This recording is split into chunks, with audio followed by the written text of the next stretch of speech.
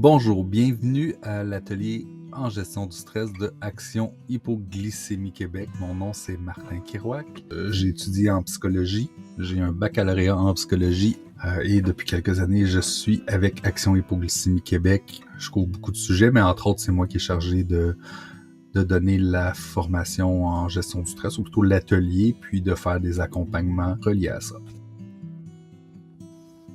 Donc, le stress. Qu'est-ce qui se passe justement quand on rencontre notre mammouth? On va voir une augmentation du rythme cardiaque.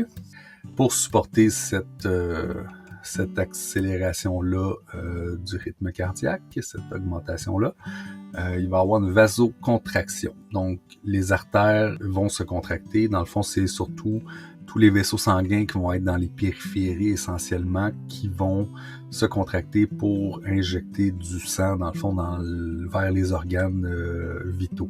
Donc, les artères, en se contractant, dans le fond, vont vider les mains, les pieds d'une partie de leur sang, ce qui crée les pieds froids et les mains froides quand on est stressé. Le sang va venir irriguer notre cœur. Donc, les veines du cœur vont se dilater pour accueillir plus de sang. La respiration va s'accélérer pour oxygéner tout ce sang-là. Avec l'augmentation du rythme cardiaque, va avoir besoin de plus d'oxygénation parce qu'il va faire le tour de notre système sanguin plus rapidement. Nos sens vont s'aiguiser, donc on va devenir plus concentré, on va être plus apte à déceler, par exemple, les mouvements, à déceler les commentaires, à déceler les mimiques des gens, des choses comme ça. Nos pupilles vont se dilater, donc on va recevoir plus d'informations. Quand les pupilles se dilatent, on voit mieux. Dans le fond, il y a plus de lumière qui rentre. Il va aussi avoir une sécrétion d'endorphines. Donc les endorphines, c'est un peu comme le Tylenol pour notre corps, nos Tylenol naturels. Donc ça va être un analgésique qui va venir calmer la douleur présente avant même le stress, mais aussi pour faire en sorte que si on a des douleurs, mais qu'on va moins les ressentir. Par exemple, si on fuit puis qu'on a à courir longtemps, quand on court pour notre vie, mais on va courir comme qu'on n'a jamais couru puis comme qu'on pensait pas être capable de le faire.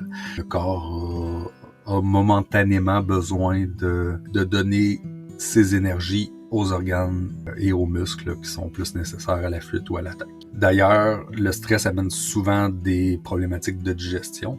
Dans de rares cas, quelqu'un qui va avoir vraiment peur, il peut même avoir un relâchement des sphincters qui va apporter une incontinence chez certaines personnes, mais ça c'est plutôt rare. Il faut vraiment avoir très peur pour en arriver là.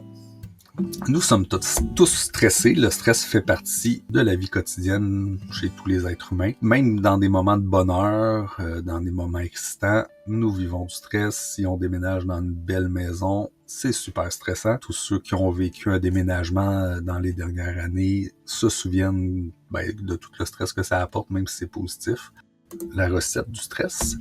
Dans le fond, on dit se faire son ciné, c'est l'acronyme pour se souvenir des 4 éléments qui composent le stress. Dans tous les cas, le ciné, c'est la composition du stress en 4 éléments. Donc, le premier élément du ciné, c'est le C, le contrôle. Donc, c'est la perception de contrôle qu'on a sur une situation.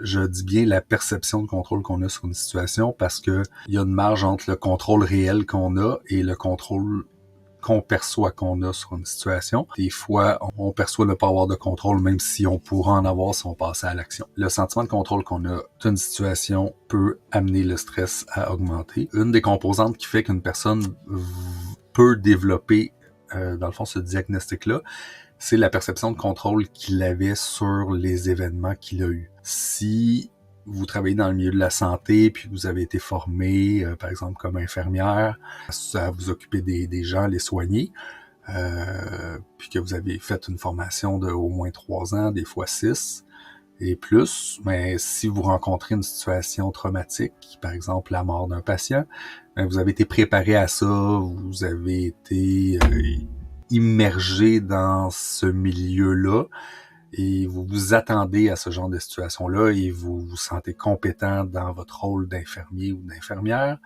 ce qui augmente la perception du contrôle que vous avez sur la situation.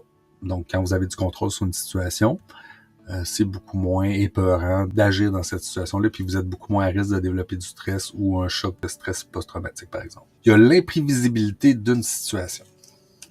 Le caractère inattendu de cette situation-là et l'absence de connaissances sur ce qui se produit. Là, ça fait un peu le lien avec le contrôle. Donc, l'imprévisibilité, on l'a tous vécu peut-être lors de la pandémie. On entendait parler de la pandémie au loin, puis en très peu de temps, on était en confinement. Ça, c'était de l'imprévisibilité. On n'aurait pas pensé se ramasser dans une situation de même. Donc, un événement peut être imprévisible, mais pas nouveau. Si une autre pandémie arrivait dans 5 ans, ça serait imprévisible, mais ça serait pas nouveau.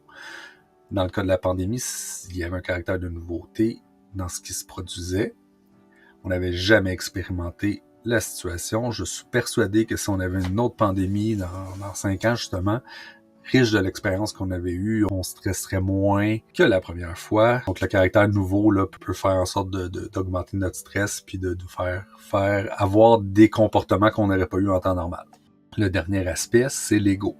Donc, l'ego menacé, c'est quelque chose qu'on a tous connu à l'école secondaire, quand on avait nos premiers oraux à faire, qu'à chaque fois qu'on se présente devant un groupe, puis dans le fond, l'ego menacé, le meilleur exemple, c'est dans notre société, c'est pas mal ça, se présenter devant un groupe pour faire une présentation, c'est une des peurs les plus présentes dans les peurs vécues au quotidien, parce que l'ego est menacé.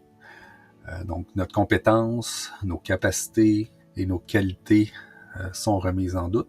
Donc, les ingrédients du ciné sont additifs, donc le contrôle, le caractère inattendu, la nouveauté et l'ego. Plus que ces éléments-là sont tous présents en même temps et de façon aiguë, mais plus que le stress vécu va être important.